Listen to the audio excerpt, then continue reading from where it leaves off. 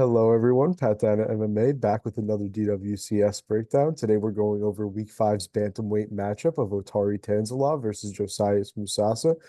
Musasa representing Congo, Tanzilov representing Georgia.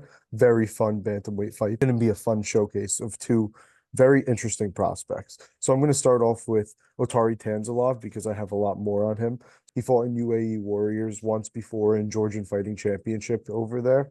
So he has a 77-inch reach for bantamweight. Pretty insane reach at 135 pounds. That'll definitely be something that he uses to his advantage in most of his fights. He has a very wild kicking arsenal between jumping switch kicks, spinning back kicks, just regular body kick and head kicks. Just a lot of power coming from these kicks constantly. He has a ridiculous spinning back kick to the body also.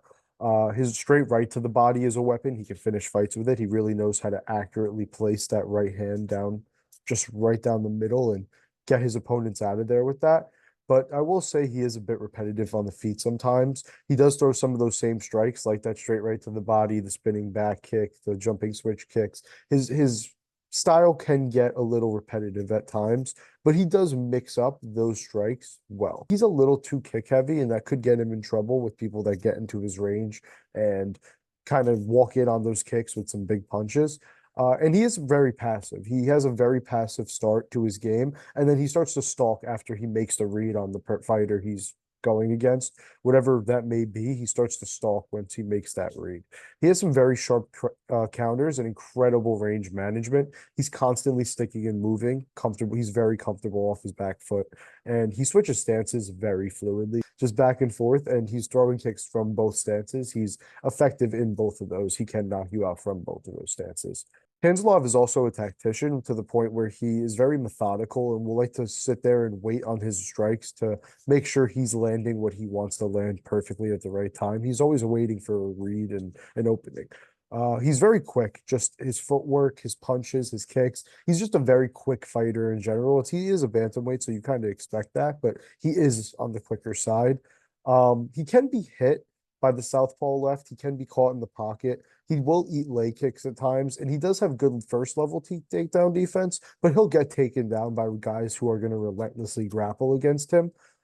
He has some pretty decent get-ups on the ground, but his back game is nothing special. He has solid defense, but that's about it. He can keep himself alive, but he can't actually do much off of his back. He has good top control too, and good ground and pound elbows, but he's very inactive on top. He really will just sit there on top and waste time away on the clock in a very boring fashion. And he doesn't really seem to have great cardio. I know after his last fight, he started doing push-ups after the 15 minutes were over. But in the fight before that, he was in very bad shape against Denise was the guy's name. And he was being pressured and he was being beat up and broken down.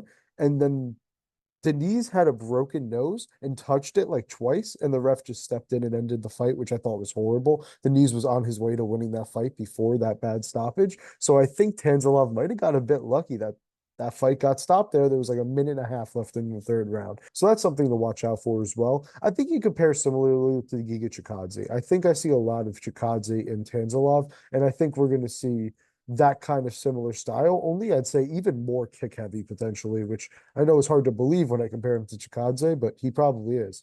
Moving on to Josias Musasa. So Musasa is a bit of an interesting case. He doesn't have a lot of full fight footage out there, just simply. I was only able to find about three of his full fights on tape. Granted, he's only had seven, but I was only able to find three of those full fights. He is undefeated. He is 7-0 with 7 wins by KO. He has some ridiculous KO power. He fought in AKO, Kamaru Usman's promotion. He's a very fast finisher and a very fast starter. He comes out guns blazing, winging hooks, winging overhands, winging punches in general, and just trying to take your head off. He has some massive leg kicks. He's beaten guys down with the leg kicks before and eventually broken them to the point where they really can't move, and then they're just a sitting duck for his punches. He's amazing footwork and he's very evasive. He can move away from strikes very well. He has some great counters. I love the way that he'll sit back and wait for the guy to make one mistake and just crack them, and it just changes the entire dynamic of the fight. The thing is, though, I think he will be pressuring in this fight, so I'm not sure how much his counterpunching will come into handy. Depends on how well his head movement looks in the fight. He is a southpaw. He's constantly throwing his left hand, which is something that I did think Tanzilov was a little bit susceptible to, was getting hit by that left hand. And he has some very strange but effective ground and pound. His ground and pound looks weird when you watch it, but it's doing its job. It's getting guys out of there. So he's doing something right. He is very sloppy, I will say. He's very green. He's very sloppy. But he's a very interesting fighter with a lot of power and a very fun style, from what I can tell. He just knocks people out instantly. I have been able to watch most of the finishes from his fights, and they seem pretty brutal, man. He packs some power in his shots. When he swarms for finishes, he has insane volume. I watched him throw like 25 punches in a 5 second frame, just going for the kill, throwing everything he had. He has some very powerful takedown defense and get-ups. I've seen him turn takedown defense into takedown offense of his own just by using his sheer power. It's not the best, it's not the most technical at all. He's just so strong for 135 that he's just powering through guys. He can overextend and leave his chin out, and he does keep his hands down a lot, which is something that you don't really love to see, especially against a guy like Tanzilov, who has the kicking game that he does. And he is very susceptible to counters himself. I know he said he has good counters. Well, he could also get hit by them, and Tanzilov is also very good at countering. He has been hit, hurt, and dropped before. He could definitely get knocked out. He has a susceptible chin, but it is pretty strong. Like he was able to survive and come back in. His recovery looked very well. And his cardio is a big question mark. So for Musasa, a lot of it is just question marks. And with the way I feel these two match up against each other, I think they both counter each other very well. Like I think the things that Musasa is best at is the things Tanzilov is probably worst at or most susceptible to. And I think it vice versa. It works the other way around. So this fight is going to be very intriguing to me because it's almost just going to be like who capitalizes on the opponent's mistake first. Because I feel like one of the guys will capitalize on their opponent's mistake and win the fight by knockout. It just depends on which one of these guys does. The only way I see this fight not being finished is if Tanzilov gets hit a couple times hard, takes them clean, and then turns into a wrestler that just holds down Musasa for 15 minutes, which is possible. But I wouldn't lean to that. Stay in a white contender series, man. You're going to be thinking these guys are going to push it to get a contract, not want to lay on top of each other and grapple for 15 minutes. With the way these guys fight, you know they're going to want to stand on the feet for a bit.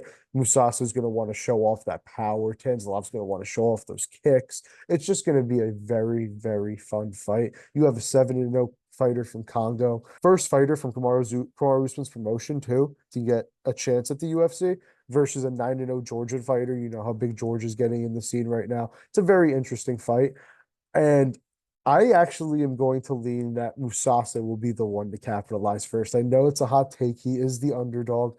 I very well could be wrong. I could see Tanzilov winning this fight. I know this isn't going to be a popular opinion, but Tanzilov gets hit by that left hand a lot, and Musasa seems to be more powerful than anyone he's ever fought. I think he will be able to land with his pressure, with his style. I don't think Tanzilov is going to be able to get the kicks off he wants to early, and I think Musasa will be able to swarm him and get the knockout. I think knockout is by far the most likely outcome in this fight, and then decision would be next. I do not think either of these guys will submit each other. 16 fights between the two, 14 knockouts. One of these guys is going out cold, and my guess is that Tanzilov is going to throw a kick from out of range. Musasa might move out of the way or something like that, and then land a big counter left hand that sits him down and finish with ground and pound, something along those lines. I could very well see happening. I could also see Tanzilov just landing like a spinning wheel kick in the second round, like early in round two, and taking off Musasa's head. All things are possible in this fight with the type of styles we have here, but I am going to lean that Josias Musasa does get the knockout late in round one. That's going to be my prediction. I know it's an underdog pick. I know. We'll see how it goes. I know it's an interesting one for sure. Wanted to thank everyone for tuning in to this next episode, my next episode of DWCS. I thank you all for coming and watching through the entire video, and I hope you all enjoyed. Tune in to the next one and like, comment, subscribe for more.